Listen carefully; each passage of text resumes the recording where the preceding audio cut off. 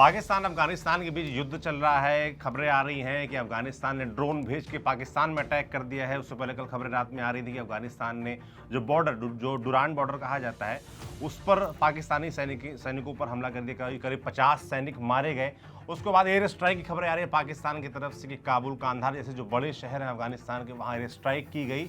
और खबर एक ये भी सोशल मीडिया पे वायरल हुई कि पाकिस्तान का एक F-16 जेट, जो उनका सबसे मारक जहाज माना जाता है, उसको गिरा दिया अफगानिस्तान ने। तो क्या सही है, क्या गलत है, क्या फिलहाल सही में चल रहा है अफगानिस्तान पाकिस्तान के बीच, इस वीडियो में आपको विस्तार से बताएंगे। मेरे साथी विनय सुल्तान, जो कि डिफेंस एक्सपर्ट है, हमारे देश विदेश की नीतियों के बारे में आपको बताते रहते हैं। तो विनय, सबसे पहले तो यही समझाइए कि फिलहाल जो करंट सिचुएशन है, क्योंकि लग रहा है सोशल मीडिया पर जो माहौल बना हुआ है कि भयानक तरीके से युद्ध चालू हुआ है, गहमा गहमी चल रही है, गर्मा गर्मी चल रही है। फिर खबरें ये भी आ रही हैं कि मान मनोवल के प्रयास भी चल रहे हैं, जो उधर इर्द गिर्द जो तुर्की है, तमाम मुस्लिम कंट्रीज है, उनके जरिए बात भी चल रही है। चल क्या रहा है फिलहाल, करंट सिचुएशन क्या है? करंट सिचुएशन ये है कि पाकिस्तान ने कतर और तुर्की, जो कि पहले मीडिएट कर रहे थे पिछले कॉन्फ्लिक्ट में, उनके दोनों के सरकारों से बात करने की कोशिश की है ताकि इस पूरे के पूरे मामले को मीडिएशन से सॉल्व किया जाए। लेकिन कमाल की बात यह है कि उनके जो रक्षा मंत्री है ख्वाजा आसिफ, वो कल बयान दे चुके हैं कि अब पाकिस्तान जो है अफगानिस्तान के खिलाफ ओपन वॉर, मतलब एक तो होता है डिक्लेरेशन ऑफ वॉर कि हम वॉर डिक्लेयर कर रहे हैं अब इनके खिलाफ, ये कह रहे हैं ओपन वॉर, मतलब जैसे ना खुली जंग जो है पाकिस्तान के खिलाफ, उसी का अंग्रेजी तर्जमा इन्होंने कर दिया कि खुली जंग जो है। बातें ना होती तो कौन पूछता? तो ये मजेदार आदमी है ख्वाजा। उनकी खुन्नस भारत के खिलाफ भी निकल रही है कि भारत का साथ दे रहे हैं, भारत से दोस्ती बढ़ रही है, इस बात से खुन्नस है अफगानिस्तान से।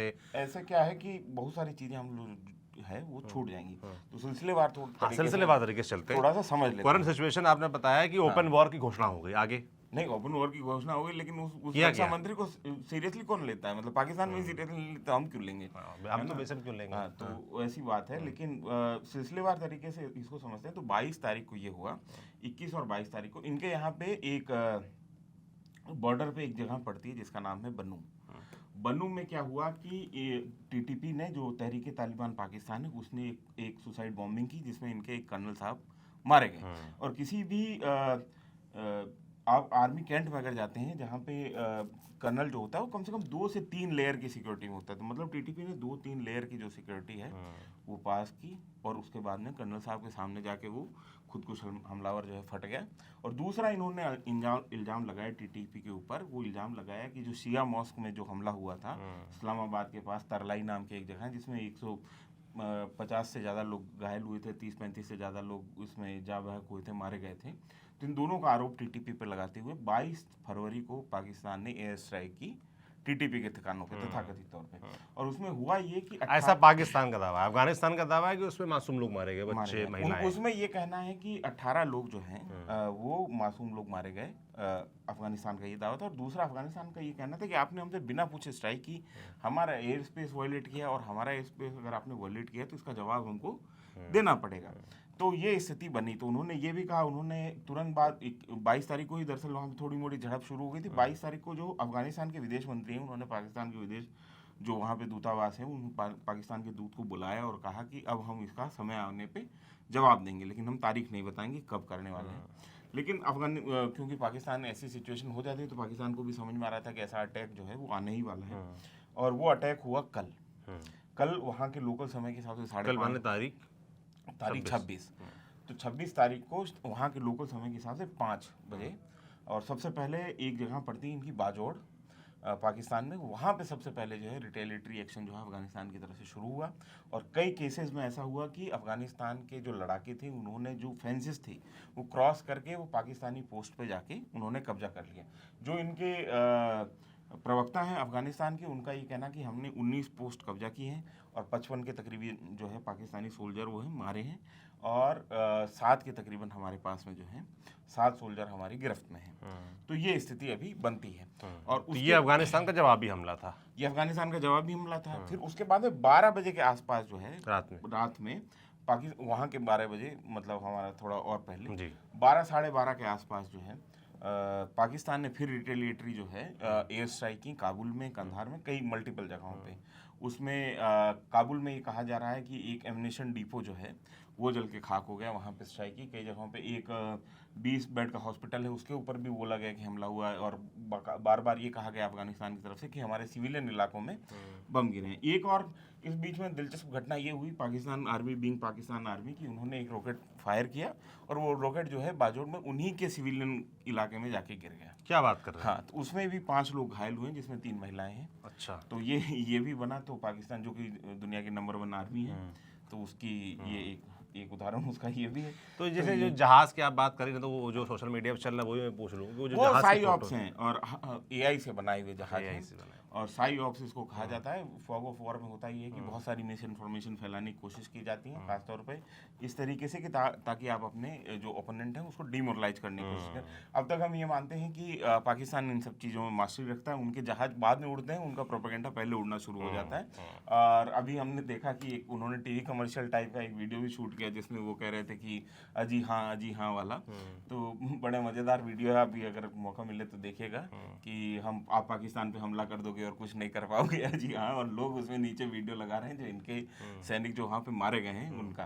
तो ये स्थिति पाकिस्तान की बनती है। और पाकिस्तान में फिर क्या हुआ कि कल रात को एक बार लगभग 4 बजे अफगानिस्तान की तरफ से ये प्रेस में बयान जारी किया गया कि हमने ये रिटेलिटरी एक्शन किया और ये हमारा हासिल है, हमने इनका एक टैंक भी ख़त्म किया, और मतलब इनके 7 सोल्जर हमारे पास में 55 के तकरीबन हमने मारे हैं। 4 इनकी चौकियों पे हमने आग लगा के उसको नस्ते नाबूद कर दिया है, बाकी 15 पे हमारा कब्जा बाकी है। और ऐसी स्थिति करके और उन्होंने बोला कि अब जो है आर्मी की जो टॉप लीडरशिप है उसने ये निर्णय लिया है कि अब एक बार इस एक्शन को यहाँ पे रिटेलिटरी एक्शन को यहाँ पे रोक दिया जाए। मतलब अभी तक जो आपने बताया उससे 2 सिनेरियो समझ में आ रहे हैं कि एक तो जो एयर स्ट्राइक या हवाई हमले की बात होती है तो पाकिस्तान को एक एज नज़र आ रहा है क्योंकि उसके पास उस तरह के जहाज़ है, अफगानिस्तान के पास नहीं है। और दूसरी तरफ ये नज़र आ रहा है कि जब ज़मीन पे टकराव हुआ तो अफगानिस्तान ने घुस के पाकिस्तान को आप दोनों चीज़ें समझिए। एक तो ये है कि पाकिस्तान के साथ में ये एक एयर सुपीरियरिटी है क्योंकि सामने के पास में एयरफोर्स ही नहीं है, ना एयर डिफेंस है। प्रैक्टिकली कोई एयरफोर्स नहीं है, ना एयर डिफेंस है। तो वैसी स्थिति में ये बनता है कि पाकिस्तान अगर उसमें कोई निचले से निचले दर्जे के विमान से भी अगर मारे तो उसको मार के वापस नहीं गिरा सकते हैं। हालांकि लोगों ने कोशिश की कई जगहों पे एम करने की, 155 mm की जो गन होती है, मतलब जिसको हम तोप कह सकते हैं, उससे कोशिश की कि मार गिराने की। एंटी एयरक्राफ्ट जो इनके पास में गन थी उनसे कोशिश की मार गिराने की, लेकिन वो संभव नहीं। अफगानिस्तान के पास अभी कम से कम हवाई क्षेत्र में वो क्षमता नहीं है, उनका आसमान खुला पाकिस्तान का मुकाबला कर सकें। लेकिन जमीन पे आप ये समझिए, जमीन पे बगल कूटा है। जमीन पे आप ये समझना पड़ेगा आपको कि जमीन पे अफगानिस्तान के जो लड़ाके हैं वो बैटल हार्डन है। उन्होंने 40 साल जंग लड़ी है, वो 1980 से लगातार जंग ही लड़ रहे हैं। मतलब पहले सोवियत रशिया के खिलाफ, फिर अमेरिका के खिलाफ, और वो इतने बैटल हार्डन है उन सारी टेरेन में वो एक रोटी पे सर्वाइव कर सकते हैं। तो उनकी सर्वाइवल स्किल बहुत ज़बरदस्त है। मैं तमाम वीडियो देख रहा था, मैं सरप्राइज था कि उस ठंडी में उस टेरेन में जो अफगानिस्तान के लड़ाके हैं वो सैंडल पहन के लड़ रहे हैं। तो ये उनकी प्रैक्टिस है और तो ये उनकी प्रैक्टिस है। और अफगानिस्तान में आपको एक बात और ख़ास तौर पे ध्यान रखनी होगी कि अफगानिस्तान में एक भी घर पख्तूनों का ऐसा नहीं है जिनके पास में वेपन नहीं है। अच्छा। और हर घर में आपको एक इन्फेंट्री का एक सेक्शन, मतलब 8 से 10 सैनिक जो हैं उससे वेपनाइज हो जाए, इतना वेपन आपको हर घर में मिलता है। वो उनका शुरुआत से ही, मतलब वो ट्रेडिशन, वो मार्शल कॉम रही है, शुरुआत से उनकी मार्शल ट्रेडिशन रही है और हर पख्तून जो है इस पर बहुत फख्र करता है। अच्छा, ये जो आप बता रहे थे हथियारों की बात हो रही, तो उस पर बात भी कर लेंगे। ड्रोन की जो बात हो रही है अफगानिस्तान, जब जैसे कल रात में जो पाकिस्तान को जब हम थोड़ा आगे बढ़ाएंगे तो ड्रोन की बात आएगी। हाँ, तब ड्रोन की बात आएगी। तो हुआ क्या कि जब रात को इन्होंने इतना रिटेलिटरी एक्शन लिया तो सुबह फिर जो है पाकिस्तान की तरफ से हुआ कि एक और एयर स्ट्राइक की गई। अच्छा। और जब वो एयर स्ट्राइक की गई, जो सेकंड राउंड एयर स्ट्राइक था, उसके बाद में अफगानिस्तान ने निकाला अपना असली हथियार, वो था ड्रोन। और जब उन्होंने ड्रोन से मारना शुरू किया तो उन्होंने कोहराम मचा दिया। क्या पेशावर, मतलब पेशावर में ये स्थिति बनी। इस्लामाबाद के पास में अबोटाबाद में जो पीएमए है, जैसे अपना आईएमए है देहरादून में, वहाँ पे पीएमए है काकुल में, पाकिस्तान मिलिट्री एकेडमी, काकुल अबोटाबाद के पास में, वहाँ पे जाके ड्रोन गिरे हैं। इनके कई स्ट्रेटेजिक जगहों पे जाके ड्रोन गिरे हैं। और ड्रोन से हमला जो है अफगानिस्तान ने, वो दूसरा पत्ता जो अफगानिस्तान ने अब खोला है और लगातार जो है वो ड्रोन से स्ट्राइक कर रहे हैं। और इसमें खास बात यह है कि क्वाड कॉप्टर्स जो होते हैं, जो सामान्य तौर पर हमारे शादी वाले ड्रोन है, वो भी इस्तेमाल किए उन लोगों ने। अच्छा। एमिनेशन लगा के। हाँ। तो वैसी स्थिति, और वहाँ पे कम से कम बॉर्डर एरियाज में अभी जो है सुपीरियरिटी वो अफगानिस्तान के पास में। पाकिस्तान की एयर सिक्योरिटीज पूरे पूरे इलाके में है, और ये मतलब वो क्योंकि सामने वाले के पास में कुछ है ही नहीं सामान, तो क्या करोगे। तो वो बस उसी के ऊपर है। बाकी बॉर्डर पे जहाँ जहाँ कहीं पे भी झड़प हो रही है, अफगान जो लड़ाके हैं वो 21 साबित हो रहे हैं, क्योंकि उन्होंने वैसी लड़ाई लड़ी है, वो गुरिल्ला वॉरफेयर में माहिर है, उनकी ट्रेनिंग उसी तरीके की है। और बहुत सारे ऐसे कमांडर बैठे हुए हैं जिन्होंने 20-20 साल का जिनके पास में एक्सपीरियंस है लड़ने का। मतलब आप गुरिल्ला वॉरफेयर के साथ में सबसे बढ़िया बात ये होती है कि आप ऑफ ड्यूटी कभी नहीं होते। जैसे सेना जो होती है सामान्य तौर पर कैंटोनमेंट पर रहती है, कहीं पे आपकी ड्यूटी लगी तो अच्छी बात है, मतलब ऐसी ट्रबल जगहों पे। और तीसरी खास बात यह है कि सौरभ, कि पाकिस्तानी सेना जो है प्रॉक्सी वॉर बहुत अच्छा लड़ती है, लेकिन प्रॉक्सीज के खिलाफ लड़ने में वो फिसड्डी साबित हुई, चाहे वो टीटीपी हो, चाहे बीएलए हो, चाहे बीएलएफ हो। तो पाकिस्तानी सेना कभी एंटी इंसर्जेंसी ऑपरेशन जब होते हैं तो पाकिस्तानी सेना हाथ खड़ा कर देती है। उन्होंने बहुत ऑपरेशन किए इस इलाके में, जो मतलब जिसको हम पाकिस्तान में बोला जाता है साउथ वजीरिस्तान, नॉर्थ वजीरिस्तान का जो फाटा का जो इलाका है, वहाँ पे एक समय में पाकिस्तान की सरकार की रिट चलना बंद हो गई थी 2007 के आसपास। पाकिस्तानी सेना वहाँ पे घुस नहीं सकती थी, और अमेरिका की तरफ से वॉर ऑफ टेरर के दौरान बहुत प्रेशर था, और ऐसी स्थिति बनी कि उनको आखिरकार वहाँ पे जो ट्राइबल एल्डर्स थे उनके साथ में जाके मिन्नतें तरले करने पड़े कि हमारे साथ समझौता कर लो, नहीं तो अमेरिका हमको बहुत प्रेशर बना रहा है। तो वैसी स्थिति हुई, आज भी उस इलाके में इनकी रिट नहीं चलती है, वजीरिस्तान में खास तौर पे। और मतलब ये जो पारा चिनार का इलाका है, तो मैं थोड़ा सा, जैसे हमारे दर्शक इसको ठीक से समझ पाएँ, तो इसके लिए जो साथी अभी एडिट कर रहे होंगे वीडियो, तो एक बार वो पाकिस्तान अफगानिस्तान के बॉर्डर का फोटो स्क्रीन पे लगा देंगे, तो वो आपको अभी दिख रहा होगा स्क्रीन पे। तो मैं आपको थोड़ा सा समझा देता हूँ। तो ये जो लंबी सी पतली सी लाइन दिखाई दे रही है, वाखान कॉरिडोर इसको बोला जाता है। ये दरअसल चाइना और अफगानिस्तान को एक दूसरे से जोड़ती है। उसके जस्ट बगल में लगा हुआ बदख्शां का एक इलाका है, उसके बाद में नूरिस्तान है। नूरिस्तान एक तरीके से जंगली टेरेन है, यहाँ पे नूरिस्तान नेशनल पार्क भी है। उसके बाद ये प्रोविंस आता है कुनाड़, इसके सामने की तरफ पड़ता है बाजोर, जिसको आप बार बार नाम सुन रहे हैं, जहाँ पे सबसे ज़्यादा झड़पें हुई। उसके बाद में नंगरहार का प्रोविंस आता है। इस नंगरहार में जो चेक पोस्ट है उसको कहते हैं लंडी कोटल, और ये लंडी कोटल से जलालाबाद होते हुए ये रास्ता काबुल रिवर के ऊपर काबुल तक जाता है, और इधर जो है इसका पेशावर पड़ता है। तो पेशावर और काबुल के बीच में पड़ने वाला रास्ता जो है वो नंगरहार प्रोविंस में पड़ता है। उसके बाद पख्तिया है, खोस्त है, और उसके बाद पक्तिका, जाबुल और कंधार। तो ये जाबुल और कंधार और पक्तिका का ज़्यादातर रीजन जो है वो बलूचिस्तान के इलाके में पड़ता है। तो नंगरहार, पक्तिका, खोस्त तक ही जो है हम लोग मानते हैं कि ये इलाका खैबर पख्तूनख्वा का इलाका है, जहाँ पे टीटीपी सक्रिय है, जहाँ पे सबसे ज़्यादा इनको रेजिस्टेंस का सामना करना पड़ा। और टीटीपी कोई छोटी मोटी मलिशिया नहीं है। टीटीपी के पास में अभी 20 से 25 हज़ार लड़ाके हैं जो कि इक्विप्ड हैं, इनके पास में हथियार हैं। 25 हज़ार लड़ाके बहुत होते हैं। अपने पीक पे भारत में communist party of India Maoist के पास में 15 से 20 हज़ार लड़ाके होते थे अपने पीक पे। तब उसने इतनी बड़ी इंटरनल सिक्योरिटी की हमारे सामने समस्या खड़ी कर दी थी। तो 25 हज़ार लड़ाके हैं, और ऐसा हुआ है कि 2007 में यहाँ पे लड़ाकों का मोबिलाइजेशन 1.5 लाख तक गया है। तो ऐसा नहीं है कि ये इन इलाकों में पाकिस्तानी सेना के लिए इन इलाकों को वापस से रिक्लेम करना और अपने कब्जे में लेना बहुत मुश्किल होने वाला है। और दूसरी बात ये, जब आप ये पूरा का पूरा इलाका देखेंगे तो आपको ये समझ में आएगा कि दोनों साइड में पख्तून हैं, और पख्तूनों के साथ में ये है कि पख्तून इस्लाम से पहले जो है अपने जो ट्रेडिशनल कोड हैं, जो ट्राइबल कोड हैं, जिनको वो पख्तूनवाली कोड कहते हैं, उसको बहुत अहमियत देते हैं। और आप ये समझिए कि इस पख्तूनवाली कोड के चक्कर में मुल्ला उमर ने पूरे के पूरे अफगानिस्तान को दाव पर रख दिया था। पख्तूनवाली कोड मतलब क्योंकि हम एक ही खित्ते के लोग हैं, सब एक ही जगह के लोग हैं, और हमारे यहाँ पे जैसे हम कहते हैं अतिथि देवो भव, उसी तरीके से अफगान भी, क्योंकि वो हमारी ही संस्कृति से जुड़े हुए लोग हैं, तो वो भी अपने यहाँ पे मेहमान को जो है सबसे ज़्यादा अहमियत देते हैं। तो अमेरिका ने जब कहा कि आप हमको ओसामा बिन लादेन को दे दीजिए, तो मुल्ला उमर जो उस समय तालिबान के प्रमुख होते थे, उन्होंने कहा कि हमारा मेहमान है, हम आपको दे नहीं सकते। आपको अगर ये लगता है कि इसने ये बम धमाका करवाया है आपके यहाँ पे, तो आप यहाँ पे आइए, हम अपनी अदालतों में इसके खिलाफ जो है ट्रायल चलाएंगे। अगर ये दोषी साबित होगा तो हम सजा देंगे, लेकिन हम आपको सौंपेंगे नहीं। तो पख्तूनवाली कोड में एक बहुत बड़ा शब्द है जिसको कहते हैं बदल, जिसको हम लोग कहते हैं बदला। अफगानों के लिए बदला जो है वो कई पीढ़ियों तक चल सकता है। तो वैसी स्थिति, और इनके जब 18 सिविलियन मारे गए और अफगानिस्तान की सरकार ने कहा कि हम इसका बदला लेंगे, तो वो पख्तूनवाली कोड का वही बदला था जो सदियों से चला आ रहा है इनके ट्राइबल कल्चर में, और ये बदला लिया इन्होंने, बाकायदे लिया। मतलब 18 के बदले इन्होंने, इनका ये कहना था कि 18 के बदले हमने 55 मारे हैं, 7 कब्जे में लिए हैं, चौकियाँ कब्जे में ली हैं।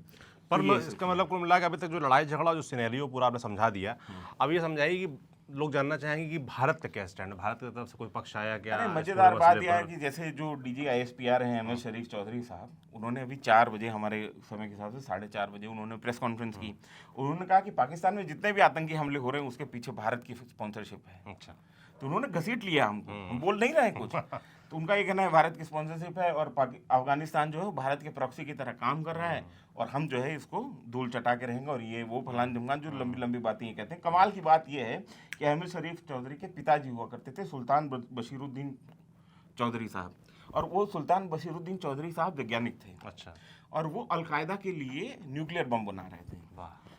इन्हीं के खुद के पिताजी जो DGISPR हैं, और वो अफगान वॉर के दौरान जो है वहाँ पे सक्रिय थे और बाकायदा जो है ओसामा बिन लादेन के टच में थे और डेजिग्नेटेड टेररिस्ट थे इनके पिताजी, मतलब US की तरफ से इनको टेररिस्ट डेजिग्नेट किया था।